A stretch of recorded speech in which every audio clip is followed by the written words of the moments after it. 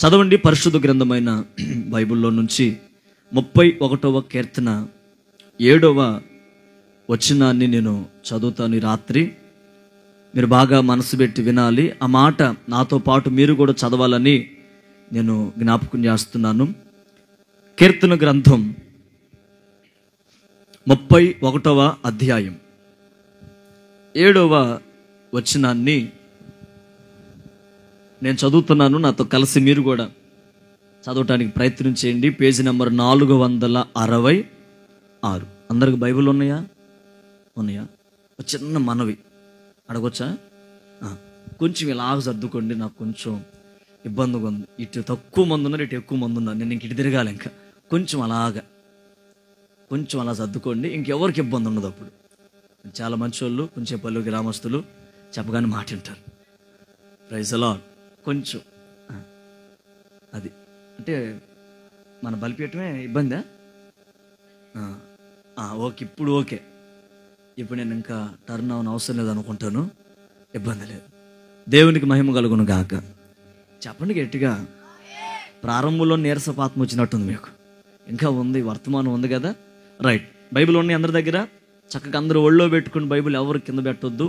మీరు ఎవరికైనా బైబిల్ లేవా చేతులు పైకి ఎత్తండి. బైబిల్ లేని వాళ్ళు నేనే వీటిలో వెళ్ళే చెయ్యత్తని చెప్తాను. బైబిల్ నాకు లేదు. ఈ ఊరోళ్ళు కుంచేపల్లి గ్రామస్తులు బైబిల్ నాకు లేదయ్యా అన్నవాళ్ళు నేను తెస్తాను. అందుకని నిజంగా చెప్తున్నాను. సరే, లేని వాళ్ళు ఎవరు ఉంటే తల్లిగారికి మాట ఇవ్వండి, ఆ పేరు ఇవ్వండి. ఈసారి వచ్చినప్పుడు ఖచ్చితంగా బైబిల్ తీసుకొస్తాను. నేను ఒక తీర్మానం చేసుకున్నాను. నేను ఏ ప్రాంతానికి వెళ్ళినా అంటే ఉండి కూడా కొంతమంది నాది పాత పడిపోయింది కొత్తది అంటారు కొంతమంది. అట్ట కాదు, అసలు బైబిలే లేని వాళ్ళు అట్లాంటి వాళ్ళకి ఇవ్వాలని ఆశపడుతున్నాం. మేము కూడా పరిచర్య తరపున ఇది ఒక డొనేషన్ అనమాట. Praise the Lord. దేవుని చిత్తం. మంచిది. చక్కగా బైబిల్ ఒళ్ళో పెట్టుకొని చదువు రాను నాతో కలిసి చదువున్నమాట. 31వ కీర్తన ప్రధాన గాయకుడైన దావీదు రాసిన కీర్తన 7వ వచనాన్ని నేను చదువుతున్నాను. నాతో కలిసి బిగ్గరగా చదవండి. నీవు నా బాధను దృష్టించి ఉన్నావు, నా ప్రాణ బాధలను నీవు కనిపెట్టి ఉన్నావు. ఇంకొకసారి, నీవు నా బాధను దృష్టించి ఉన్నావు, నా ప్రాణ బాధలను నీవు కనిపెట్టి ఉన్నావు. గట్టిగా చప్పలు కొడుతూ ప్రభునామాన్ని గణపరచండి. గట్టిగా ఉజ్జీవంగా హల్లెలూయా. ఆత్మదేవుడు మనందరితో మాట్లాడును గాక. చేతులు పైకెత్తి గట్టిగా చెప్పండి ఆమేన్. హల్లెలూయా. మంచిది. ఈ రాత్రి ఒక విలువైన వర్తమానం, ఒక శ్రేష్టమైన వర్తమానం ఆత్మదేవుడు నా మనసులో ఉంచారు. ఆ మాటలు మీతో చెప్పడానికి నేను ఇష్టపడుతున్నాను. చదివిన వాక్య భాగం ఆధారంగా ఒక వర్తమానం అక్కడ మనం గమనిస్తున్నాం. 7వ వచనంలో 2వ లైన్లో, నా ప్రాణ బాధలను నీవు కనిపెట్టి ఉన్నావు. ఈ రాత్రి మనం వినబోతున్న వర్తమానము మన ప్రాణ బాధను చూచే దేవుడు. చెప్పండి, వర్తమానం పేరు చెప్పండి. ఎవరికి వాళ్ళు చెప్పండి. నా ప్రాణ బాధను చెప్పండి. నా ప్రాణ బాధను చూచే దేవుడు. మన దేవునికి చాలా పేర్లు ఉన్నాయి. ఉన్నవాడు, అనువాడు, అల్ఫా, ఇంకా చెప్పండి, ప్రేమ స్వరూపి, జ్యోతిర్యమైన దేవుడు, ఇలా చాలా పేర్లు ఉన్నాయి. ఇంకా పెట్టాలంటే చాలా పేర్లు మనకు కనబడతాయి. అందులో ఒక విలువైన పేరేంటంటే ఈ రాత్రి వర్తమాన ప్రకారంగా మన దేవుడు ఎవరయ్యా అంటే మనలో ఉన్న ప్రాణ బాధను కూడా చూడగలిగిన వాడై ఉన్నాడు. Praise the Lord. చూడండి, జీవితంలో దేవుని బిడ్డలుగా మనం నడిపించబడుతున్నప్పుడు క్రైస్తవ జీవితం అనేది ఒక పోరాటం. క్రైస్తవ జీవితం అనేది ఒక యుద్ధములో అడుగుపెట్టిన విధంగా మనకు కనబడుతుంది.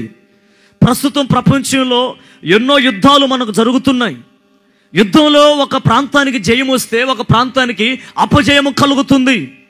యుద్ధములో ఒకవైపు ఉన్న సైన్యము బలంగా నిలబడుతుంటే అదే యుద్ధ రంగంలో నిలబడినటువంటి మరొక సైన్యం బలహీనపరచబడుతుంది.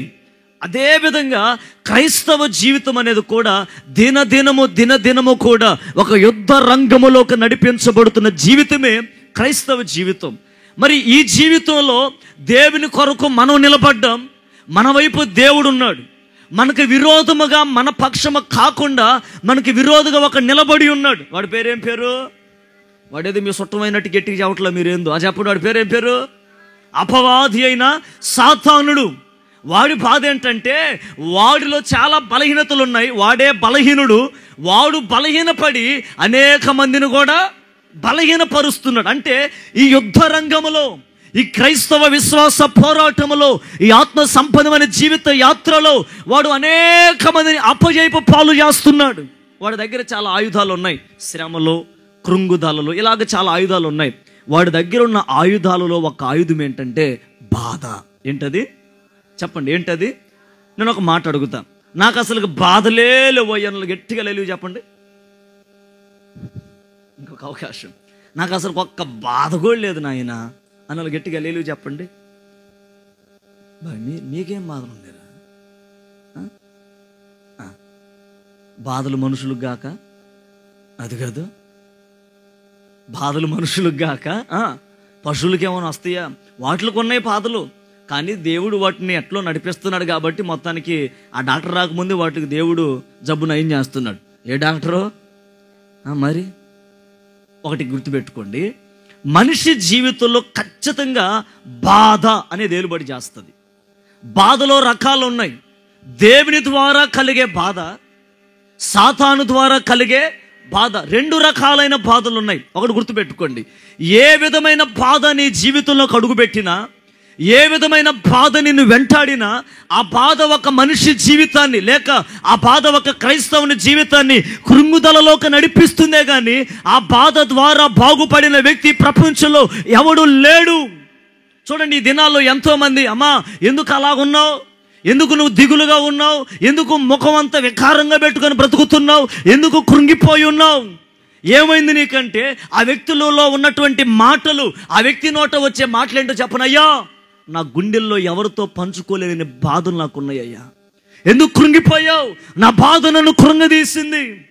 ఎందుకు ఆత్మ సంబంధమైన జీవితంలో ముందుకు నడవవలసిన నీవు, సాగుతూ నడిపించబడవలసిన నీవు ఎందుకు ఆగిపోయావు? అయ్యా, నాలో ఉన్న బాధ నన్ను విశ్వాస యాత్రలో ఆగిపోయేటట్టుగా చేసింది. ఎందుకు నువ్వు దేవుని మందిరానికి దూరం అయిపోయావు? నాలో ఉన్న బాధే నన్ను మందిరానికి రానివ్వకుండా నెట్టివేస్తుంది. అంటే ఈ రోజున ఎవరి జీవితంలోనైనా ఒక బాధ ఏలుబడి చేస్తే ఆ బాధ ద్వారా కృంగుదల, ఆ బాధ ద్వారా కన్నీళ్లు, ఆ బాధ ద్వారా అవమానాలు, నిందలు, ఎన్నో పోరాటాలు ఎదుర్కొంటున్నాం. చివరికి మన మదిలోకి వచ్చే ఆలోచన ఏంటంటే, ఈ బాధ నుంచి నన్ను ఎవరు విడిపిస్తారు? నేను అనుభవిస్తున్న బాధ, ఈ బాధ వలయంలో చిక్కుబడిపోయాను, ఈ బాధ నుంచి విడిపింపబడే మార్గం ఏది అని ఆలోచన చేస్తూ ఉంటాం. మీరు మనసు పెట్టి వినాలి రాత్రి వర్తమానాన్ని. మన దేవుడు ఎవరంటే మన ప్రాణ బాధలను చూచే దేవుడు. అక్కడ రాయబడిన మాట, నీవు నా బాధను దృష్టించి ఉన్నావు, నాకున్న ప్రాణ బాధలన్నిటిని నువ్వేం చేస్తున్నావు? కనిపెడుతున్నావు. బాధ వేరు, ప్రాణానికి వచ్చే, బాగా వినాలి మీరు, బాధ వేరు, ఆ తర్వాత ప్రాణ బాధ వేరు. ఇప్పుడు ప్రాణ బాధ అంటే అర్థం ఏంటి? సహజంగా ఒక మనిషికి బాధ కలిగింది అనుకోండి, కృంగిపోతాడు. తర్వాత ఏం చేస్తాడంటే ఎవరైనా పిలిచినా కూడా పలుకుతాడు, ఏదన్నా మామూలుగానే కనబడతాడు, లోపల బాధ ఉంచుకుంటాడు, కానీ పైకి నవ్వుతున్నట్టు కనబడతాడు. కానీ ప్రాణబాధ లాంటిది కాదు. బాగా వినాలి మీరు, ప్రాణబాధ లాంటిది కాదు. ఆ బాధ గుర్తొచ్చినప్పుడల్లా గుండెలు పిండబడతాయి. ఆ బాధ ఎవరి ద్వారా కలిగిందో, ఆ బాధ ఏ మనిషి ద్వారా కలిగిందో, ఆ బాధ ఏ వ్యక్తి ద్వారా కలిగిందో, ఆ బాధ ఏ వస్తువు ద్వారా కలిగిందో, ఆ బాధ నిన్ను బట్టే నీకు కలిగిందేమని అది గుర్తుకొచ్చినప్పుడల్లా, ఆ బాధ నిన్ను కదిలిస్తున్నప్పుడల్లా, ఆ బాధలోకి ఉన్నటువంటి జ్ఞాపకాలు నీకు గుర్తుకొచ్చినప్పుడల్లా నీ ప్రాణం తల్లడిల్లిపోద్ది. అప్పుడు ఏమొస్తుంది చెప్పనా? నాది ఒక బ్రతికేనా? నేను బ్రతకటం అవసరమా ఈ భూలోకంలో? ఈ భూమికి నేను ఒక బరువు కాకపోతే అన్న ఆలోచనలు వస్తాయి. నీకు ఒక 2 మాటలు జ్ఞాపకం చేస్తా, ఆ తర్వాత వర్తమానంలోకి వెళ్తా. అసలు ఒక మనిషికి బాధ వస్తే ఆ బాధ వలన ఆ మనిషి ఎటువైపు వెళ్తాడు? ఆ బాధ ఎలా మనిషిని కృంగదీస్తుందో చూడండి. ఒకసారి ఆ మాటలు చదివించిన తర్వాత వర్తమానంలోకి వెళ్తాను. 88వ కీర్తన 9వ వచనాన్ని మైక్లో చదువుతారు, చూడండి త్వరగా. 88వ కీర్తన 9వ వచనాన్ని చదువుతారు, విందాం. బాధ చేత నా కన్నులు క్షీణించుచున్నవి. చాలు. ఇప్పుడు బాధ వచ్చిందంటే ఆ మనిషి యొక్క కన్నులు ఏమైపోతాయి? క్షీణించిపోతాయి. ఇప్పుడు అదే 88వ కీర్తన 15వ వచనం కూడా చదవండి. బాల్యము నుండి నేను బాధపడి చావునకు సిద్ధమయ్యాను. మీరు బాగా వినండి, ఒక మనిషి జీవితంలో బాధలు గనక కనబడితే, ఆ వ్యక్తిని బాధలు గనక వెంటాడితే, అక్కడ రాయబడిన మాట 88వ కీర్తన 9వ వచనంలో, బాధ మనల్ని వెంటాడితే మన కన్నులు ఏమైపోతాయంట? క్షీణించిపోతాయి. దాని అర్థం ఏంటి? కన్నీళ్లు కార్చి కన్నులన్నీ గుంటలుగా మార్చబడి కంటికి నిద్ర కరువైపోతుంది. ఇంకా అక్కడ మనం చదువుకున్నాం, ఒక వ్యక్తిని బాధ వెంటాడితే, ఆ వ్యక్తి బాధల వలయంలో చిక్కుబడిపోతే ఆ వ్యక్తి మరణ కోపంలోకి వెళ్ళిపోతాడు. అంటే ఇప్పుడు బాధ ఎంత ప్రమాదకరమైందో చూడండి. బాధ మనిషిని ఎలా కృంగదీస్తుందో చూడండి. అప్పుడప్పుడు మన కంటినేమిటి కన్నీరు ఆగదు, అసలు కనులకు నిద్రే ఉండదు. అమ్మా, ఎందుకు నువ్వు ఏడుస్తున్నావు? ఎందుకు కన్నీరు గారుస్తున్నావు? నీ గుండెలో ఉన్న వేదన గల కారణం ఏంటంటే, అప్పుడు ఆ వ్యక్తులు చెప్పే మాట, అయ్యా, నన్ను వెంటాడుతున్న బాధలు చాలా చిన్నవి అనుకుంటున్నాను, కానీ ఆ బాధ ఇప్పుడు ఏ బాధగా మారింది? ప్రాణ బాధగా మారింది. ఆ ప్రాణ బాధ చిట్ట చివరికి కన్నులకు నిద్ర లేకుండా చేసి ఆ తర్వాత మరణానికి సిద్ధమయ్యేటట్టుగా చేస్తుంది. ఇంకెందుకు నీ బ్రతుకు చావరాదో అనేటట్టుగా నా బాధే నన్ను వెంటాడుతుంది. ఒకవైపు పని చేయటం చేతగాక, ఒకవైపు ఎలా బ్రతకాలో బ్రతుకు తెరువు చేతగాక మనిషి రోజున సతమతమైపోతున్నాడు బాధల వలయములో. ఒకవైపు ఇంట్లో వాళ్ళు పెడుతున్నటువంటి అవమానపు మాటలు, ఒకవైపు సమాజంలో ఎదురవుతున్నటువంటి అవమానాలు తట్టుకోలేక బాధల వలయంలో చిక్కుబడిపోయిన మనిషి ఈ రోజున ఎలా ఉన్నాడు చెప్పనా? చనిపోతే బాగుండు, మరణమైపోతే బాగుండు, నాలాంటోడు ఈ భూమి మీద ఉన్నా ఒకటే లేకపోయినా ఒకటని నీ గురించి నీవే చెదరించుకుంటూ ఉంటావు. నేను అంటాను, అసలుకి ఈ విధంగా నీ కన్నులు క్షీణించిపోవడానికి, నువ్వు మరణానికి సిద్ధమవడానికి, మరణ పడకల్లోకి నీ జీవితం వెళ్ళడానికి గల కారణం ఏంటంటే నీ కలుగుతున్నటువంటి ప్రాణ బాధ. బాగా వినాలి. ఏ బాధ? గట్టిగా ఏ బాధ? ఇంకాస్త గట్టిగా ఏ బాధ? ప్రాణ బాధ. కంటికి నిద్ర లేకుండా ప్రారంభించబడిన కన్నీళ్లు ప్రవాహం వలె ప్రవహిస్తూనే ఉన్నాయి, కానీ ఆ కన్నీటికి ముగింపులే. ఆ కన్నీరు ఆగిపోవాలన్నా ఒక క్షణం ఆగిపోతాయి. మరలా మనకున్న బాధ జ్ఞాపకం వచ్చినప్పుడల్లా మరలా కన్నీళ్ళు ప్రవహిస్తూనే ఉన్నాయి. ఇంకా ఎంతకాలం నేను కన్నీరు విడవాలి, ఇంకా ఎంతకాలం నేను ఈ బాధల్లో ఉండాలని ఎంతోమంది ఎదురు చూస్తున్నారేమో. ఈ రాత్రి మీకు ఒక చక్కటి శుభవార్త. నువ్వు అనుభవిస్తున్న నీ ప్రాణ బాధను చూచి ఒకే ఒక్క దేవుడు నేను ప్రకటిస్తున్న నజరేయుడైన యేసుక్రీస్తు వారు. చప్పలు కొడుతూ ప్రభునామని గణపరచండి గట్టిగా. హల్లెలూయా.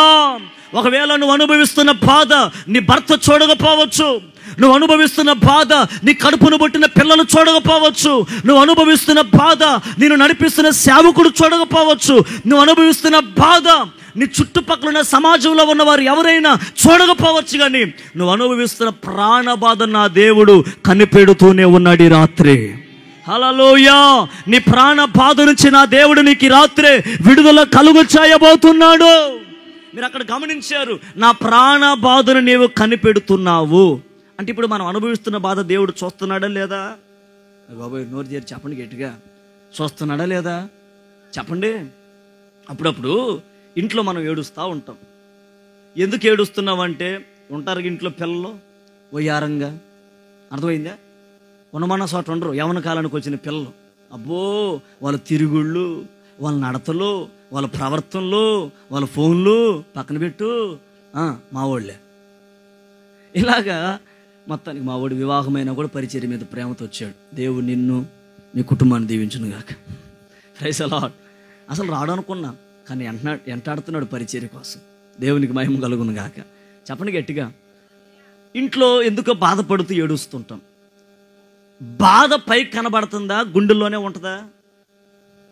మీరు స్వరమెత్తి చెప్పండి. కనపడుతుందా బాధ? కనబడితే ఎప్పుడో పక్కన నెట్టవదాన్ని.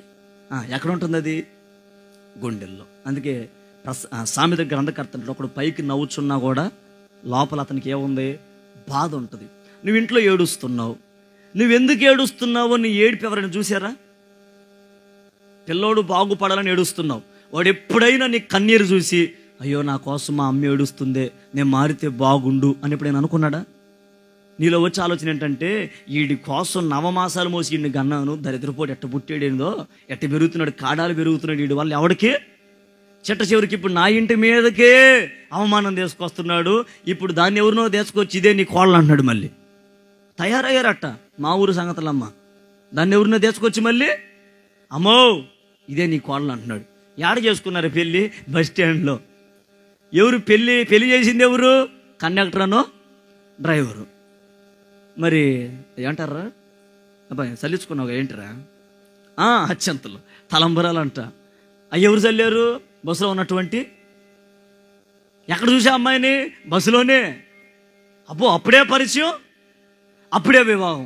నిజంగా అట్ట తయారైపోయిన ప్రస్తుత దినాలు. నిజమేనండి. పిల్లల కోసం తల్లిదండ్రులు ఏడుస్తున్నారు, కానీ వాళ్ళు ఏడుస్తున్న ఏడుపును చూడలేకపోతున్నారు. తల్లి అనుకుంటుంది, నేను వీడి కోసమే బాధపడుతుంటే వాడు చూడేంటి? ఈ అమ్మాయి కోసమే నేను బాధపడుతుంటే, గుండెలు బాదుకుంటుంటే, నా కన్నీరు, నా వేదన, నా బాధ అసలు పట్టించుకోరేంటి అని ఆలోచిస్తాం. భర్త మార్పు కొరకు ఎన్నో దినాలు ఏడుస్తున్నాం, కానీ భర్త మార్పు చెందకపోగా ఇంకా పైగా మనల్ని తిడతాడు. అప్పుడు అనిపిస్తుంది, నేను పడుతున్న బాధ ఎవరు చూడరేంటి, నేను అనుభవిస్తున్న బాధ ఎవరు చూడరు, ఎవరు పట్టించుకోరు ఏంటి అని మనం అనుకుంటాం. ఒక అద్భుతమైన శుభవర్తమానం ఏంటంటే, నీ బాధను చూచే నరుడు ఈ లోకంలో ఎవరు లేరు, కానీ నేను ప్రకటిస్తున్న యేసయ్య నీ ప్రాణ బాధను చూచే దేవుడు. హల్లెలూయా. నీ ప్రాణ బాధను కనిపెట్టే దేవుడి. రాత్రి ఏ విషయం కొరకు బాధపడుతున్నావో, ఏ విషయం కొరకు సతమతమైపోతున్నావో, ఎవరు కొరకు నువ్వు బాధను అనుభవిస్తున్నావో, ఏ బాధను గుండెల్లో పెట్టుకొని అది ఒక బరువుగా నువ్వు మోస్తూ వస్తున్నావో, ఆ బాధ విషయమై రాత్రి నా దేవుడు నిశ్చయముగా చూస్తున్నాడు. చూచిన దేవుడి రాత్రి నీ ప్రాణ బాధ నుంచి విడుదల కలుగు చేయునుగాక. చెప్పగట్టిగా ఆమేన్. అయ్యా, మనుషులు చూడట్లేదు కదా, చూడరు. ఒకవేళ మనుషుల్ని బాధను చూసినా వాళ్ళు ఏం చేస్తారు? ఒక మాట చూడండి, 22వ కీర్తన 24వ వచనం చదువుతారు, చూద్దాం. 22వ కీర్తన 24వ వచనం చదవండి. 24. ఆయన బాధపడువాని యొక్క బాధను తృణీకరించడు. ఆ బాధను చూచి ఆయన అసహ్యపడలేదు, అతనికి తన ముఖము దాచలేదు. అంటే దాని అర్థం ఏంటో చెప్పనా? మనుషులే గనక మన బాధను చూస్తే ఆ బాధను ఏం చేస్తారు? వాళ్ళు తృణీకరిస్తారు. మనుషులే గనక మన బాధను చూస్తే వాళ్ళు చూచి కూడా ఏం చేస్తారు? అసహ్యపడతారట. మనుషులే గనక మన బాధను చూస్తే ముఖమును దాచిపెట్టుకుంటారు. ఎక్కడ అప్పు అడుగుతాము అని. అయ్యా ఓ 10 రూపాయలు ఇవ్వో అన్నాం అనుకో, ముఖాన్ని ఏం చేస్తారు? చెప్పండి, ముఖాన్ని ఏం చేస్తారు? ఎందుకు దాచిపెడుతున్నావు? వాడి ఇటు వస్తున్న ఈ రూట్లో పోతాడు. ఎందుకంటే వాడు గబాన్ నన్ను అడుగుతాడేమో. మనిషి అక్కడ క్లారిటీగా రాయబడి ఉంది. ఎవడైనా మనిషి మన బాధను చూస్తే ఏం చేస్తాడు? తృణీకరిస్తాడు, అసహ్యపడతాడు, ముఖమును దాచిపెట్టుకుంటాడు. కానీ నేను ప్రకటిస్తున్న నా దేవుడు నీ బాధను చూచి తృణీకరించడు, అసహ్యపడడు, ముఖమును దాచుకొనడు. హల్లెలూయా. నీ బాధను చూచిన దేవుడు నిశ్చయముగా నీ రాత్రి విడిపించును గాక. గట్టిగా చప్పలు కొడుతూ ప్రభునామాన్ని కనపరచండి. గట్టిగా గట్టిగా గట్టిగా ఉజ్జీవంగా హల్లెలూయా.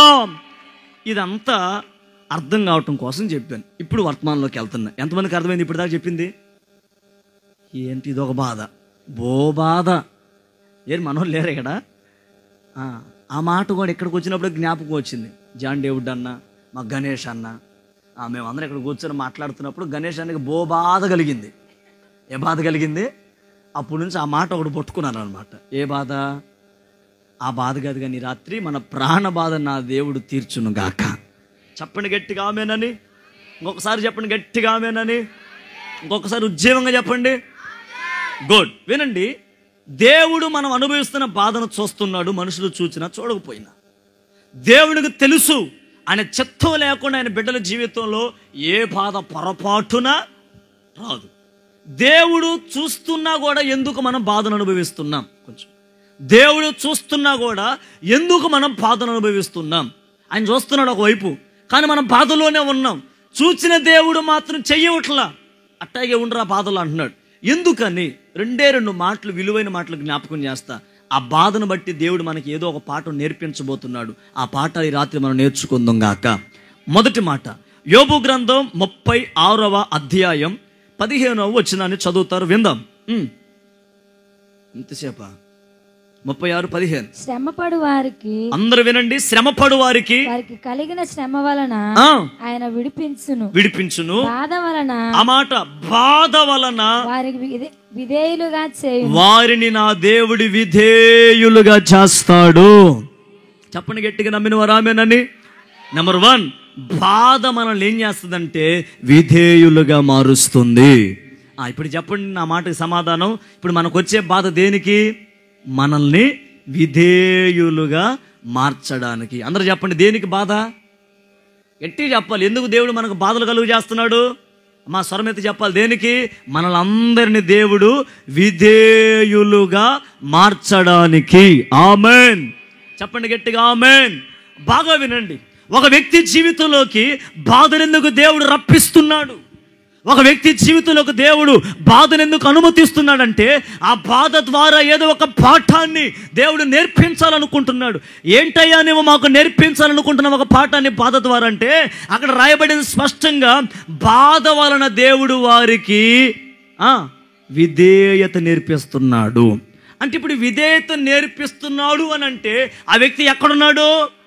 విధేయతకు వ్యతిరేకం, మంచికి వ్యతిరేకం, మంచి నోటుకు వ్యతిరేకం, మంచి నెలకు వ్యతిరేకం, మంచోడికి వ్యతిరేకం, చెడ్డోడు. ఈ అట్టే చూస్తున్నారు. ఇప్పుడు దాని అర్థం ఏంటంటే విధేయుడికి వ్యతిరేకం ఏంటంటే అవిధేయుడు. చెప్పండి, విధేయుడికి వ్యతిరేకం ఏంటి అంటే ఇప్పుడు అవిధేయతలో ఉన్నవారి కోసం దేవుడు ఏమి రప్పిస్తున్నాడు? ఇప్పుడు బాగా వినండి. ఈ రాత్రి మీలో చాలా మందికి బాధలు ఉన్నాయి. ఆ బాధ ఎందుకు వస్తుందో చెప్తున్నాను. ఆ బాధ ఎప్పుడు పోయిద్దో కూడా చెప్పి వెళ్తాను. మొత్తానికి ఆ బాధ ఎప్పుడు పోయిద్దో, ఎందుకు పోయిద్దో కూడా చెప్పి వెళ్తాను. ఆ మాటలు పట్టుకోండి. తప్పక నా దేవుడు మీ బాధ అన్నిటిని తొలగించును గాక. చెప్పు గట్టిగా ఆమెనని. అట్లా చెప్పకపోతే ఇంకా బో బాధ అంట. చివరిలో ఉంది అక్కడ ప్రకటన గ్రంథంలో. గట్టిగా చెప్పండి. ఇప్పుడు అంటే బాధలు రాకూడదనేగా దేవుడు ఖచ్చితంగా మన బాధను చూస్తున్నాడు, కనిపెడుతున్నాడు. Praise the Lord. చెప్పాలి హుషారుగా. నాకు చిన్న బలహీనత అండి. నాకు గనక వాక్యం చెప్పేటప్పుడు గనక మీరు హల్లెలూయా ఆమేన్ అంటే గంట వాక్యాన్ని 30 నిమిషాలు ముగిస్తానంట. అందుకని అట్లా మీరు కనుక తొందరగా అందించారనుకోండి, చాలా స్పీడ్గా చెప్పుకుంటూ వెళ్తా. మీరు ఎట్లాగా టైం వేస్ట్ చేశారనుకోండి, ఈ కూటం కాస్త ఏ కూటం అయింది ఊరుకో, మాకు ఇంకేం పని లేదు, మళ్ళీ ఉదయాన్నే కూటం ఉంది, మళ్ళీ ఇంకేం నైట్ మా వాళ్ళు ఇక నా మీద పడతారు. ఇక చూడు ఎట్టున్నాడు మా వాడు. Praise the Lord. చెప్పండి గట్టిగా. ఇంకోసారి చెప్పండి. బాధ పోయిద్దిలే చెప్పండి. శుభవర్తమానం పట్టుకొచ్చే వెంపరాల నుంచి మీకోసం ఈ రాత్రి మీ బాధలన్నీ తొలగిపోతాయి అంతే యేసు నామములో. ఆమేన్. బాగా వినండి. బాధ దేనికంటే విధేయులుగా మార్చడానికి. దేవుడు ఎందుకు ఒక మనిషి జీవితంలో బాధను కలుగు చేస్తున్నాడంటే అవిధేయతలో ఉన్నవారిని దేవుడు విధేయులుగా మార్చడానికి. చూడండి, పరిశుద్ధ గ్రంథమైన బైబిల్లో ప్రారంభంలో ఉన్నటువంటి ఆదాము అవిధేయత చూపించాడు, దేవుని మాటను వ్యతిరేకించాడు. అవిధేయత అన్న మాటకి అర్థం పర్యాయ పదాలు ఏంటంటే మాట వినకపోవడం, మాటను పెడచెవుని పెట్టడం, మాటకు లోబడకపోవడం. ఇవి అవిధేయతకు పర్యాయ పదాలు. బాగా వినండి. ప్రారంభంలో ఉన్నటువంటి దేవుని ద్వారా ఏర్పాటు చేయబడిన ఆదాము దేవుని మాటకు అవిధేయత చూపించాడు. ఏం చేశాడు? తినవద్దన్న పండుని ఆమె తిని ఈయన తినిపించింది, టేస్ట్ బాగుందని. ఈయన దీని ఏమన్నాడంటే నేను దిగబను స్వామి అయిపోయాను, నువ్వు రా స్వామి అని ఆయన పిలిచాడు. ఆయన వచ్చి ఏం చేసి ఇద్దరు నిలగొట్టాడు. ఎక్కడికి? ఏదైనా తోట నుంచి బయటికి. సావండ్రా మీ బతికెట్టే ఉండాలని. ఎందుకు వాళ్ళ బతికేలాగా అయిపోయింది? వారి యొక్క అవిధేయత. ఏదైనా తోటలో హాయిగా నెమ్మదిగా సంతోషంగా బ్రతకవలసిన వారి కుటుంబం ఎందుకు అలాగ బయటికి వెళ్ళిపోయారంటే కేవలం అవిధేయత. అంటే ఈ రోజున మనిషి ఎందుకు బాధను అనుభవిస్తున్నాడు? ఈ రోజున ఎందుకు ఒక మనిషి క్రైస్తవుడిగా పుట్టి క్రైస్తవుడిగా పెరుగుతూ ప్రార్థనలో అడుగు పెడుతూ ప్రార్థన చేస్తూ సంఘ సహవాసంలో కూడా నడిపించబడుతున్న వ్యక్తి కూడా ఎందుకు బాధల్లో నడిపింపబడుతున్నాడు? ఎందుకు ఆ వ్యక్తి జీవితంలో బాధలు ఏలుబడి చేస్తున్నాయి అంటే ఎక్కడో నీవు దేవుడికి అవిధేయత చూపించావు, ఎక్కడో వాక్యానికి అవిధేయతను చూపించావు, ఎక్కడో దైవ కార్యకలాపాలలో అవిధేయతను కనపరిచావు. అందుకే దేవునికి ఇప్పుడు ఏం తీసుకొచ్చాడు? బాధను తీసుకొచ్చాడు. అంటే ఇప్పుడు బాధ దేనికి? అవిధేయంగా బ్రతుకుతున్న నిన్ను ఈ రాత్రి నా దేవుడు సరిచేసి విధేయులుగా మార్చునుగాక. నమ్మిన వారు గట్టిగా ఆమేన్ చెప్పండి. హల్లెలూయా. కనుక ఈ రాత్రి వాక్యం వింటున్న మన జీవితంలో కూడా అవిధేయత నుంచి పక్కకు వచ్చి అవిధేయతను విడిచిపెట్టి అవిధేయతను మనంతటా మనమే తీసివేసుకొని దేవుని సహాయము ద్వారా విధేయులుగా మార్చబడుదుముగాక. అంటే ఇప్పుడు బాధ దేనికంటే విధేయులుగా మార్చడానికి. ఎంతకాలం అవిధేయంగా బ్రతుకుతాం? చూడండి, ఈ దినాల్లో ఎంతోమంది అండి ఎన్ని దేవుని మాటలు చెప్పినా వాయా మాకు తెలీదో దేవుని మాటలో. బైబిల్ మొత్తాన్ని మేము నవిలి మింగాం. నువ్వు కీర్తనలు ఒకటి అడిగావా, దుష్టుల ఆలోచన చొప్పు నడవక. ఆ తర్వాత అపహాసకులు రాదు, అపహాసకులు అంటాడు ఒకడు. సంఘాల పేర్లు చెప్పు, బాప్టిస్టు, లోదరన్, అవి కాదు, ప్రకటన గ్రంథంలో ఉన్న సంఘాలు అవి కూడా తెలియదు. ఏదో 4 మొక్కలు తెలుసు. దానికి మనం ఏం చేస్తామంటే బైబిల్ అంతా మేము చదివేమండి, తిరగేసాము, ఏది తిరగమాత చేసినట్ట కొంతమంది చెప్పే మాట. అంటే ఇప్పుడు సంఘాలలో, సభలలో, ప్రత్యేక ప్రార్థనా కోడికల్లో, ఉపవాస ప్రార్థనా కోడికల్లో నీకు దేవుని మాటలు వినిపించబడుతున్నప్పుడు చాలామంది చూడండి ఏం చేస్తారంటే వాక్యం చెప్పేటప్పుడు అదిగదిగా ఆ గురించి మొత్తం చెప్తాను పాట రబ్బాయి. ఎవరి గురించి? ఎప్పుడైనా నా గురించి అని ఎప్పుడైనా అనుకున్నావా? అంత మంచి బుద్ధి ఉంటే బాధలు ఎందుకు వస్తాయి? ఎప్పుడైనా ఆ వాక్యం నా గురించే, నన్ను సరిచేయడానికే, నన్ను బలపరచడానికే, దేవుడు తన మార్గంలోకి నన్ను నడిపించడానికే అని ఏ రోజైనా అనుకున్నావా?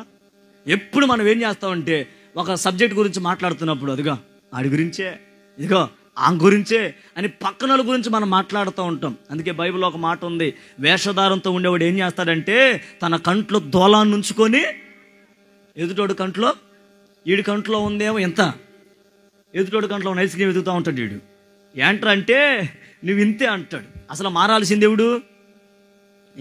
ఎవరు? అసలోడు మార, దోలం ఉన్నోడు మారితే ఆ దోల తీరిద్ది అనమాట. అప్పుడు నలుసు ఎత్తకడగా ఎటుగా లేవు చెప్పండి. ఈ రోజున సంఘాలలో దేవుని ప్రార్థన సహవాస కూడికల్లో దేవుని ప్రజలు దేవుని మాటకు అవిధేయత చూపిస్తున్నారు. నిజమే కదా? ఎన్ని ప్రసంగాలు నీ మార్పు కొరకు చెప్పలేదు సేవకులు?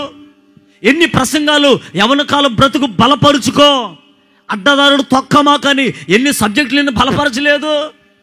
ఎంతమంది సేవకులు మీ ఆత్మక్షేమం కొరకు ఎన్ని ఉపదేశాలు వినిపించలేదు? అన్ని వినిపించినా కూడా వింటానే ఉంటాం, చేసే మొత్తం చెప్పండి నాయన, చేసే మొత్తం చేస్తానే ఉంటాం, వింటానే ఉంటాం. మన మార్గాన్ని మాత్రం పొరపాటున అబ్బో ఏడు ఎట్లా వింటాం, అసలు ఆ కృప ఎట్టొచ్చింది నాకు అది మాకు కూడా చెప్పండి అమ్మ కొద్దిగా. అసలు భలే ఉంటాం ఇక్కడ. ప్రార్థన అయిపోగలండి, ఆగిపోయిన సీరియల్ అయినా సినిమాలైనా అన్నిటిని జ్ఞాపకం చేసుకుంటాం. ఆ తర్వాత ఆ కృప ఎట్టొచ్చిద్దో మరలా లోకంలోనే ఉంటాం. దాని అర్థం ఏంటంటే అవిధేయత. ఏంటది? అందుకే అప్పుడప్పుడు దేవుడు నిన్ను విడిచిపెట్టడం ఇష్టం లేక, నిన్ను తృణీకరించడం ఇష్టం లేక, నీ జీవితంలో ఆయన ముఖాన్ని మరుగు చేయటం ఇష్టం లేక, నిన్ను చూచి అసహించుకోవటం ఇష్టం లేక ఆయన నీ మీద తన ప్రేమను చూపించి, వింతైన ప్రేమను నీ మీద చూపించి ఒక చిన్న బాధను నీకు కలుగు చేసి ఆ బాధ ద్వారా నిన్ను నా దేవుడు సరి చేయబోతున్నాడు. బాధ నిన్ను చంపటానికి కాదు, బాధ నిన్ను ఏదో పరిగెత్తించి లోకంలో ఉండకూడదని చావును కోరుకోవడానికి కాదండి. దేవుడు తన బిడ్డలకు బాధలు తీసుకొచ్చే దేనికంటే ఆ బిడ్డలు విధేయులుగా మార్చబడాలి. హల్లెలూయా. తెలుసా, తండ్రి శిక్షించిన కుమారుడు ఎప్పుడైనా గొప్పవాడు అవుతాడు. ఆయన తండ్రి శిక్షిస్తాడు. తెలుసా, తండ్రి ఒక కుమారుని కొడతాడు. కనబడే దెబ్బ కొడుకైతే కనబడిన దెబ్బ ఎవరికి? కనబడేట్టుగా కుమారుడు ఏడుస్తుంటే కనబడకుండా లోపల తండ్రి ఏడుస్తాడు, రే నీ బాగు కొరకే నేను కొట్టింది అని. నిజమే, తండ్రి దేవుడు, మన దేవుడు, తండ్రి అనే దేవుడు అప్పుడప్పుడు మనల్ని బాధల్లోకి తీసుకెళ్తాడు. దేనికో చెప్పనా? మనల్ని గొప్ప విధేయులుగా మార్చడానికే. గట్టిగా చెప్పండి హల్లెలూయా. విధేయత నీలో లేకపోతే ఇంకా అదే బాధల్లో ఉంటాం. మరి ఎందుకు ఈ రాత్రి నీకు బాధ అంటే, నెంబర్ 1, నిన్ను నన్ను దేవుడు విధేయులుగా మార్చడానికి. చూడండి, బైబిల్లో ఒక స్త్రీ మనకు కనబడుతుంది. ఆమె పేరు నయోమి. ఏం పేరు? మీకు అర్థమయ్యేటట్టుగా వివరిస్తాను. ఏం పేరు ఆమె పేరు? మీరు అడిగిన సమాధానం చెప్పండి. ఏం పేరు ఆమె పేరు? నయోమి. వాస్తవానికి వాళ్ళ కుటుంబం సమేతంగా ఎక్కడ ఉంటారంటే బెత్లెహేమ్ అనే ఊరిలో ఉంటారు. బెత్లెహేమ్ అనగా రొట్టెల ఇల్లు, అంటే ఆహారం సమృద్ధిగా దొరికే ప్రాంతం. ఏమైందో ఏమో, ఒక చిన్నపాటి బాధ అంటున్నారా, ఒక చిన్నపాటి కలవరం, ఒక చిన్నపాటి శోధన వచ్చింది. ఏ ప్రాంతంలో? బెత్లెహేము ప్రాంతంలో. అదే నయోమి వాళ్ళ ఆయన వాళ్ళ పిల్లలు ఉన్న ప్రాంతంలో వచ్చింది. ఏమొచ్చింది? చిన్న కలవరం వచ్చింది అంతే. దానికే భయపడిపోయి, వామ్మో ఈ ప్రాంతానికి కరువు వచ్చింది, ఈ ప్రాంతంలో మనం బ్రతకలేము, ఈ ప్రాంతంలో మనం నివసించలేమని అబ్బో ఏమి ఏడుస్తుందో ఆ తల్లి. ఏ తల్లి? విజయవాడలో వరదలు వచ్చాయండి, కొట్టుకొని పోయాడు. కొన్ని ఇళ్ళు అట్టగా పోయినాయి, కొన్ని ఇళ్ళు నిలిచాయి. ఇంక ఈ విజయవాడలో ఉండకూడదని ఎవరు అనుకుంటారా? వరదలు వస్తాయి పోతాయి, మరలు ఎవడి నివాసాలు ఆడియే, ఎవడి జీవితం అంతే కదా. వరద వచ్చిందని చెప్పేసి 2 అంతస్తుల బిల్డింగ్ మొత్తం కుప్పకూల్చుకుంటావా? వాడెవడో ఉన్నాడు అంటే ఇల్లుకి ఎక్కిరిచిందని చెప్పండి. ఇల్లు మొత్తం ఎవరు ఎక్కిరిచ్చారని? ఎలికి ఎక్కిరించిందని ఇల్లు తగలబెట్టేవి. ఇప్పుడు ఇల్లు తగలబెట్టినందుకు ఎవరు ఎక్కిరిస్తారు? మనుషులు ఎక్కిరించినందుకు ఇప్పుడు ఎవరిని తగలబెట్టుకోవాలా? వాడి మీద వాడే కిరోసినాయిలో పోసుకొని దేవుడిలో ఒక అగ్గిపుల్ల ముట్టించుకుంటే ఈ పరిశుద్ధాత్మ అగ్ని చేత మరో నింపబడతాడు. గట్టిగా చెప్పండి హుషారుగా, ఉద్యోగంగా చెప్పండి. భద్రయ్య ఈయన గట్టిగా చెప్పలేలు అని మా వాళ్ళే. ఇంకోసారి చెప్పండి గట్టిగా. బాధ దేనికి ఇప్పుడు చెప్పండి మీరు. మీకు ఆ మాట వివరించి వెళ్ళాలి నేను, అందుకని మీకు అర్థం అవ్వాలి. బాధ దేనికి? మనల్ని విధేయులుగా మార్చడానికి.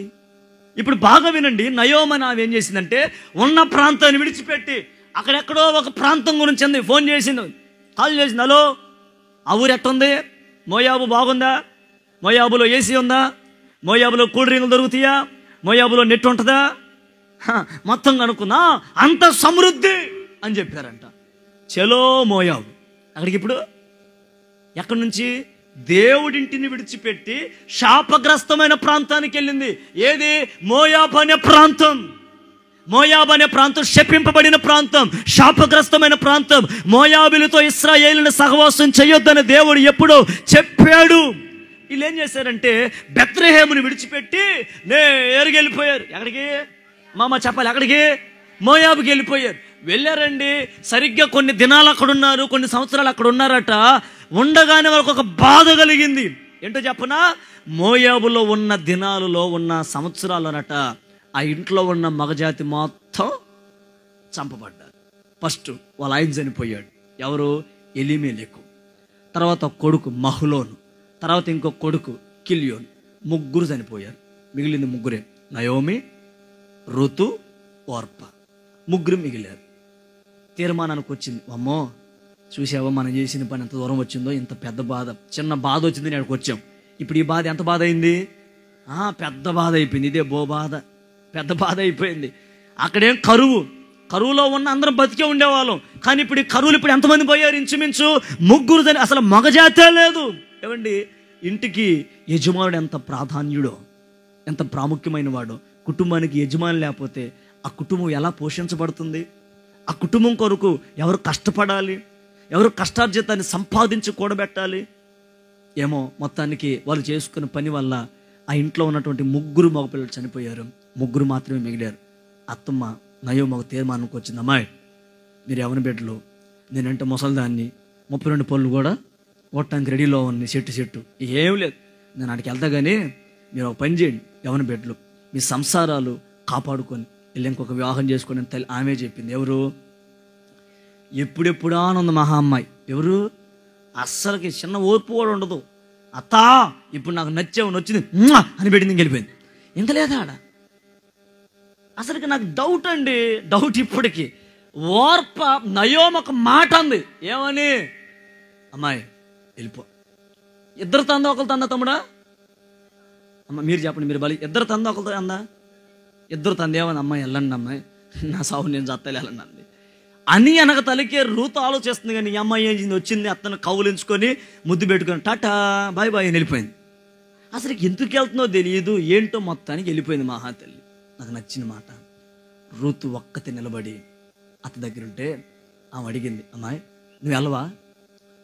అప్పుడు అంది రూతు, అత్త నీ జనమే నా జనం, నీ బంధువులే, నువ్వెక్కడుంటావో, నువ్వెక్కడ చస్తావో, ఇంకొక అద్భుతమైన మాట చెప్పనా, నువ్వెక్కడ పాతి పెట్టబడతావో అక్కడే పాతి పెట్టబడతా. ఇంకొక విచిత్రం, మరణము తప్ప నిన్ను నన్ను విడదీసేది ఈ భూమి మీద ఇంకోటి లేదు. కొట్టు గట్టిగా చప్పుట్లు వేసే గట్టిగా హల్లెలూయా. ఇప్పుడు చూడండి, ఆ నయోమికి రూతు ఒక్కతే తోడైపోయింది. అందరూ విడిచిపెట్టారు. నయోమికి ఇప్పుడు ఒక మెసేజ్ వచ్చింది మళ్ళీ అక్కడి నుంచి. ఎక్కడి నుంచి ఏమో చేతి ఇప్పుడు అక్కడి నుంచి వచ్చింది. ఏది మెసేజ్? ఏమని? బెత్లెహేములో కరువు పోయింది, బెత్లెహేం అంతా బాగుపడింది. వెంటనే అండి రూతును పట్టుకుని, ఇదిగో మన ప్రాంతం బాగుపడిందంట, కరువు అంతా పోయిందంటే వెళ్దాం పదండి అని చెప్పేసి బయలుదేరారు. ఏమండి చిన్న డౌట్, అడగనా వద్దా? బాబు ఎట చూస్తున్నారండి మీరు, చెప్పరే? అడిగానా వద్దా? కొంచెం పనులు చాలా మంచి వాళ్ళమ్మా, అడగమంటారు కానీ ఇంకేమనరు. చెప్పండి, అడగమంటారా వద్దా? ఎవరైనా 2 సంవత్సరాల తర్వాత ఎక్కడికి వెళ్ళి ఊరు నుంచి వచ్చి అట్లా బస్ దిగారు, బజార్లు నడుస్తున్నారు, మనం ఏమంటాం? బాయ్ ఎప్పుడు వచ్చావు, 7 సంవత్సరాలు బాగున్నావా? ఊరు మొత్తం చెప్పుకుంటా, అబ్బా చూడోడు అసలు దూర ప్రాంతాలు పోయి ఏం సంపాదించాడు, చూడు సైజు చూడు ఎట్టున్నాడా, ఎట్టంగా ఉన్నాడు మునుసూబు అని చెప్పి మొత్తాన్ని మాట్లాడుతూ ఉంటారు. ఎందుకని 2 సంవత్సరాల తర్వాత వచ్చారు బంధువులందరూ వాళ్ళ ఇంట్లోనే. ఇంకా రా బంధువులో పీక్కొని తింటారు అన్నాక, వాడు తెచ్చిన మొత్తం తింటారు. ఎగిపోఫాడే ఆ తర్వాత చెప్పను ఆయన మొత్తం తింటారు. ఎందుకని 2 సంవత్సరాల తర్వాత రాకొచ్చిల్లా. అందుకని ఎన్నో దినాల తర్వాత, ఎన్నో సంవత్సరాల తర్వాత నయోమి, ఆ తర్వాత ఋతు. వెళ్ళిందేమో చాలామంది, వచ్చిందేమో అడిగారు, నయోమక్క బాగున్నావా, ఏడి అంకులేడి, అంకులా పెంకులమ్మ, అంకులు వెళ్ళిన రోజే ఊడిపోయాడు. మరి అబ్బాయిలు ఏరి వెనకాల వస్తున్నారా లగేజ్ తీసుకొని, ఏడున్నారా మా అబ్బాయిలు, ఆడికి ఏ వంట లేవు, మా దరిద్దరు మా కర్మ, అబ్బాయిలు ఇద్దరు కూడా. మరి ఆ పిల్ల ఏది, ఆ పిల్ల ఉన్నప్పుడు ఎప్పుడెప్పుడు వెళ్దాం ఉంది, ఇంక లేకపోతే ఇంకేడుంటుంది, మొత్తానికి వెళ్ళిపోయింది. మరి ఇప్పుడు ఉంది ఎవరు, మీ ఇద్దరేనా, అబ్బో ఏంటో మీ జీవితం అని చెప్పేసి మాట్లాడుతూ ఉంటుంటే, ఎంతైనా నువ్వు నయోమి లక్క, నువ్వు ఒక్కదాని బతుకుతావని ఆ గురించి మాట్లాడుతున్నారు. నయోం అంటే అర్థం ఏంటి, మధురం. నయోం అంటే ఆ మాట వినబడగానే అన్నారు, నువ్వు ఒక్కదానివైనా ఉంటావు, నువ్వు పేరుకి ఆడపిల్లవేగా, నువ్వు చక్కగా పని చేస్తావు, నువ్వు తిరుగుతావు, నీ కాళ్ళ మీద నీవు నిలబడతావు, నీకేంటక్క అంకులు లేకపోయి నువ్వు బ్రతుకుతావు అని చెప్పేసి మాట్లాడుతూ ఉంటుంటే, నయోమికి ఆ మాట వినపడగానే కళ్ళెము నీళ్లు రాలిపోయాయి. అలాగే అమ్మా ఎందుకు ఏడుస్తున్నావు, చాలా సంవత్సరాల తర్వాత ఊరు వచ్చావు, మళ్ళీ ఎందుకు ఏడుస్తున్నావు నయోం అంటే, అమ్మా నన్ను నయోమని మాత్రం పొరపాటున ఎందుకు అనొద్దు. ఇప్పుడు 2 పాయింట్లోకి. ఋతు గ్రంథం 1వ అధ్యాయం 21వ వచనం చదువు, మీకు అర్థమవుతుంది. ఋతు గ్రంథం 1వ అధ్యాయం 21వ వచనం చదువుతారు చూడండి, మైక్లో చదువు. నేను సమృద్ధి గల దానినై వెళ్ళాను, ఎక్కడికి, మోయాబుకి.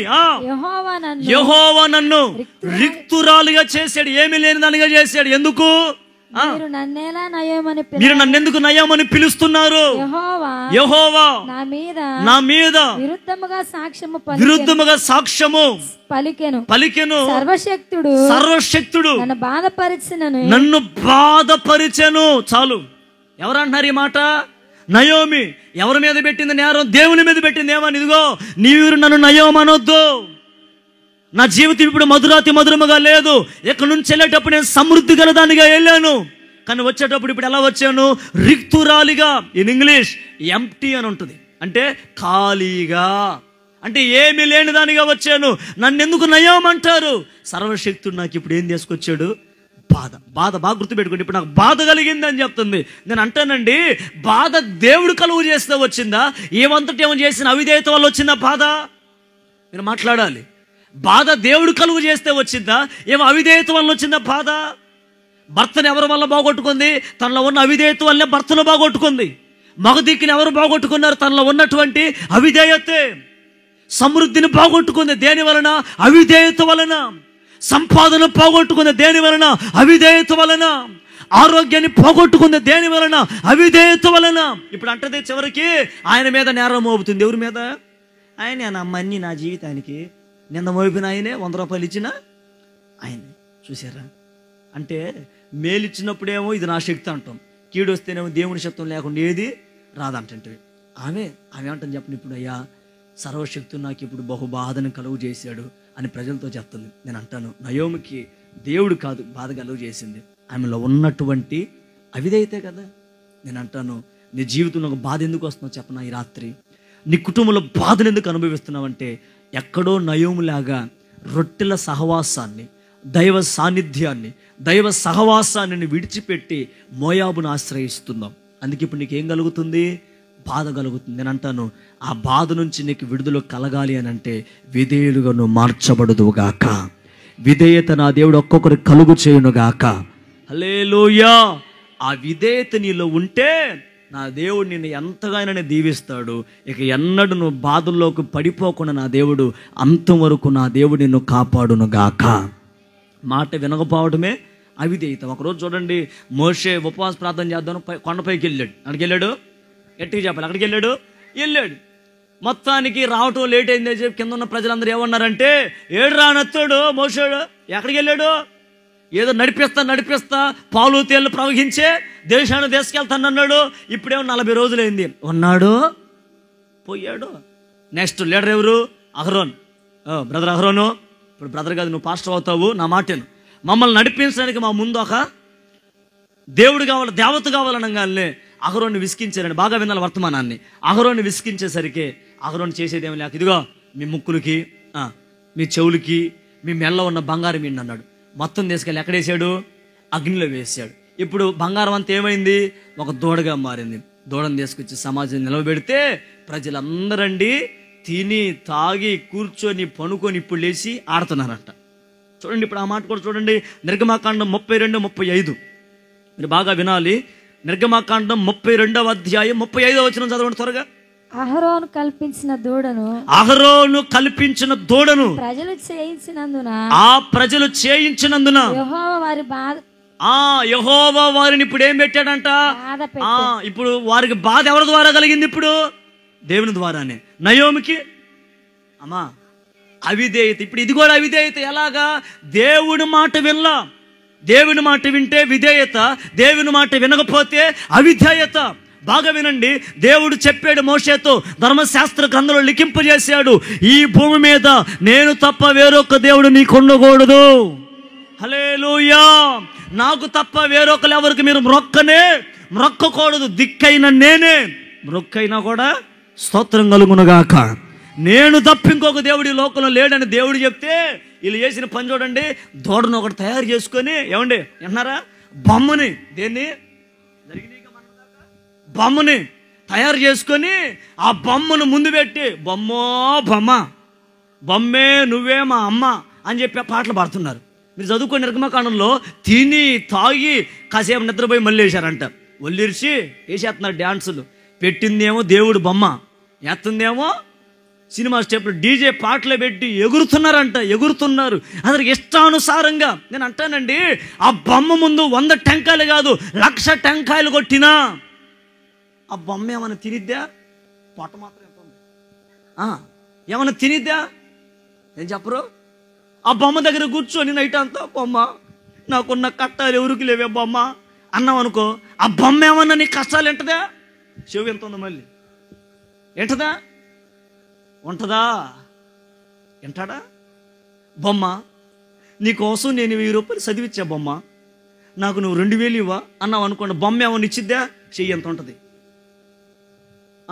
బొమ్మ నాకున్న బాధను నువ్వు చూడవు అన్నావు అనుకో, కన్ను ఎంత ఉంటుంది? చూసిద్దా?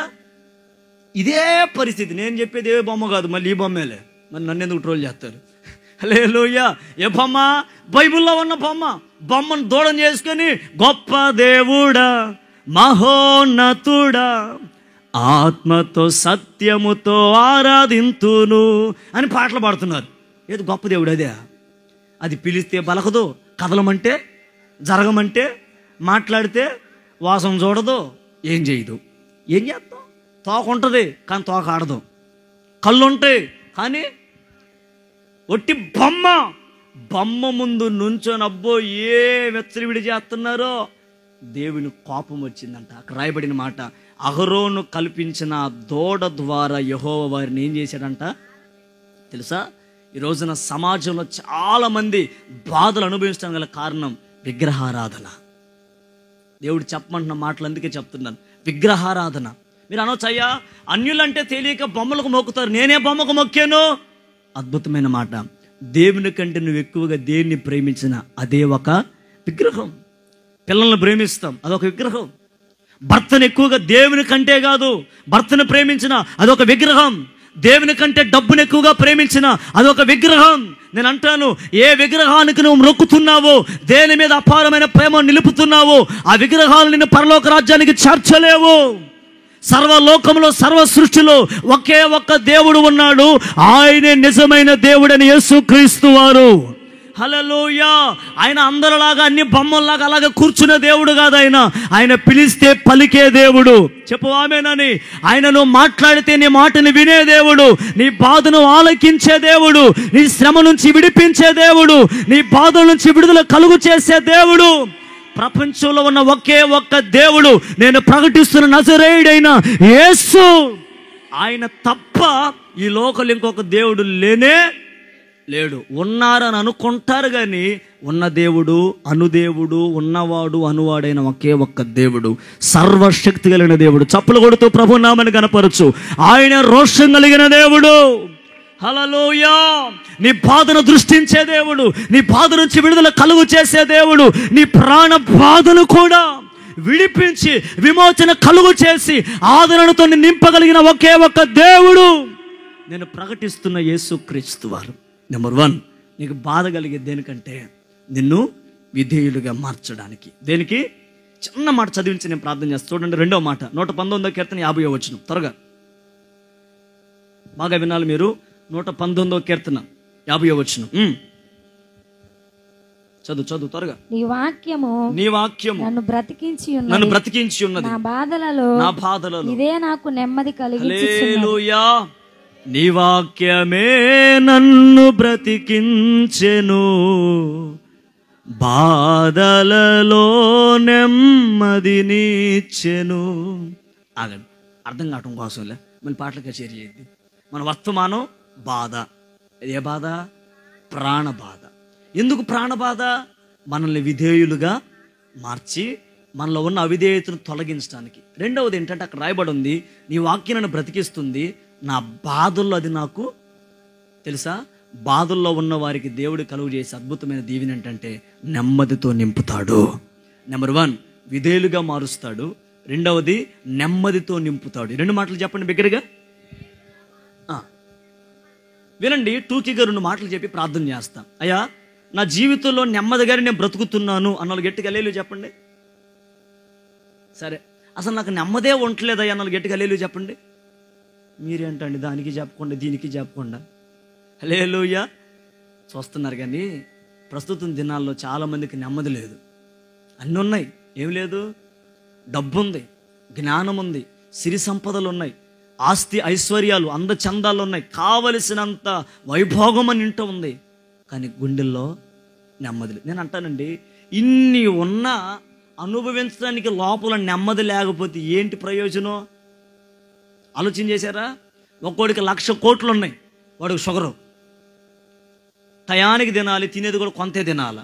షుగర్ ఎక్కువైనా ఇబ్బందే, బీపీ డౌన్ అయినా ఇబ్బంది. ఏంటంటే షుగరు, బీపీ. నేను అంటానండి, ఏదైనా నెమ్మది ఒక వ్యక్తికి కలగాలంటే చాలామంది నెమ్మది కలగటం కోసం సినిమా హాల్కి వెళ్తారు. ఈరోజు ఒక మూవీ రిలీజ్ అయింది. పిచ్చి వాళ్ళందరి అసలు ఏంటో వాడు బొమ్మ మీద ఏంటయ్యే పాలు ఏంటో నాకు అర్థం కావట్లేదు. ఇంట్లో డబ్బులు ఉండవు, ఇంట్లో అమ్మడి తెల్లవు అంటాడు, పరుసు నిల్లు అంటాడు. వాడెవడో ఆడెవడో సినిమా తీస్తుంటే ఇతను అబ్బో ఫ్లెక్సీ వేసి వాడికి దండగట్టి నేను కూడా దేవరా అంటాడు. వీడు సిగ్గుండదు కొద్దిగైనా. ఎంతరా ఫ్లెక్సీ? మా ఫ్యాను 10,000 ఫ్లెక్సీ. ఎప్పుడైనా ఇంట్లో అమ్మకు అన్నం పెట్టావా? చూడండి వీళ్ళ ఏషాలు చూడండి. యవన బిడ్డలు ఇలా ఈ రకంగా మారుతున్నారు. ఖండించేవాళ్ళు ఉంటే కదా, చెప్పేవాళ్ళు ఉంటే కదా, తల్లిదండ్రులు కూడా నాయన అమ్మాయి మంచోడు, సినిమా హాల్కి వెళ్దాం, ఉన్నాయా టికెట్ కొనే డబ్బులు. రాత్రి నేను ఒంగోలు వెళ్తే నా ఆటోలో 2 కూర్చున్నారు, డిమార్ట్ దగ్గర ఎక్కారు, తల్లి కూతుర్లు. నాకు తెలుసు, వాళ్ళు ఎప్పుడో పరిచయం. ఆమె గుర్తుపెట్టి నువ్వు పలానే చెప్పు ఏడదాకమ్మా అన్న. లేదు, రేపు మూవీ రిలీజ్ అంట కదా, ముందే టికెట్లు తీసుకోవాలంట, అందుకని అమ్మాయిని తీసుకెళ్తాను, నిన్నే వచ్చి హాస్టల్ నుంచి అంది. కన్న తల్లి నిండు యవన పెట్టినండి, ఇంచుమించు 18 సంవత్సరాలు ఉంటాయి అమ్మాయికి, 18 సంవత్సరాలు ఉంటాయి. అమ్మాయిని తీసుకెళ్ళి ఈ రాత్రికి ఇంకో సినిమా చూసిందంటే రేపు కొత్త సినిమాకు ముందే టికెట్లు అంట, బ్లాక్ టికెట్లు. కట్టు కథగా నేను చెప్పేది నిజం. వాళ్ళ లైవ్లో కూడా చూస్తారు, నాకు తెలుసు, తర్వాత ఎప్పటికైనా బారులే. అట్లా చేస్తున్నారు. కన్న తల్లి ఏం చెప్తుంది? సినిమా చూసి చెడిపో, అర్థమైందా? సినిమా స్టిక్కర్లు చూసి చెడిపో, వాల్ పాస్టర్లు చూసి చెడిపో, మొత్తం ఆమె చెబుతుంది. ఎవరు? తల్లే. తండ్రే చెడగొడుతున్నారు. మరి నువ్వు ఒకసారి అంటావు, అయ్యా నా బిడ్డలు బట్టి అసలు నాకు నెమ్మదే లేదయ్యా. ఎందుకు వస్తుందమ్మా నీకు నెమ్మది? ఇప్పుడు వాళ్ళు ఖండించవలసిన బాధ్యత ఎవరిది? తల్లిగా నీకు లేదా? తండ్రిగా నీకు లేదా? సావుకునిగా నాకు లేదా? మా బిడ్డలు ఆడపిల్లను కూడా చూడండి. నేను ఒక్కోసారి నేను చూడటానికి సన్నగెట్టే ఉంటా కానీ సైలెంట్గా, అప్పుడప్పుడు మా వాళ్ళు కనుక ఏదైనా తేడా చేశారంటే అసలు మొహమాటం కూడా ఉండదు. ఒకసారి ఒక అమ్మాయిని రాలేదు ఈరోజు, బాగా కోపం తెప్పిస్తే చర్చిలో కూర్చోబెట్టి ఆ చెంప ఈ చెంప ఆమె ఎత్తే అటు 4 ఏళ్ళు ఇటు 4 ఏళ్ళు 1 ఏళ్ళు మిస్ అయింది చిన్నేళ్ళు కాబట్టి. ఇంకా జీవితంలో ఆ మార్గంలోకి వెళ్ళలా, పొమ్మన్నా పోదు, ఇంకా టీవీ దగ్గర కూడా కూర్చోదు. ఇంకా ఎందుకయ్యంటే చేతి దెబ్బ. ఇక మా వాళ్ళు అంటారా, ఇక చెప్పే కాదు మీరేనే కాదులే. హల్లెలూయా. వాళ్ళు కనుక తిరగబడితే నేనెంత, నా ప్రాణం ఎంత. కానీ వాళ్ళకి తెలిసింది ఏంటో చెప్పనా, మా ఆత్మీయ తండ్రి మా క్షేమాన్నే కోరుకుంటాడు.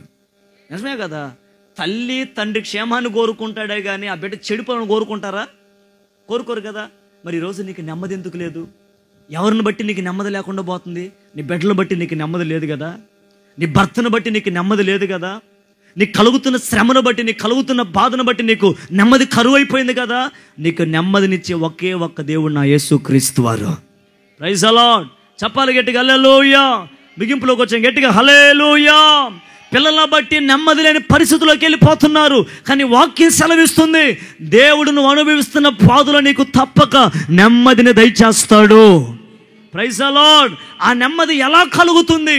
నువ్వు బాధలో ఉన్నప్పుడు దేవుని సన్నిధిలో ప్రార్థన చేయాలి. జ్ఞాపకం చేస్తా ఒక చరిత్రని. బైబిల్లో ఎస్తేర్ అని ఒక స్త్రీ ఉంది, అనాథ, తల్లిదండ్రులు లేరు.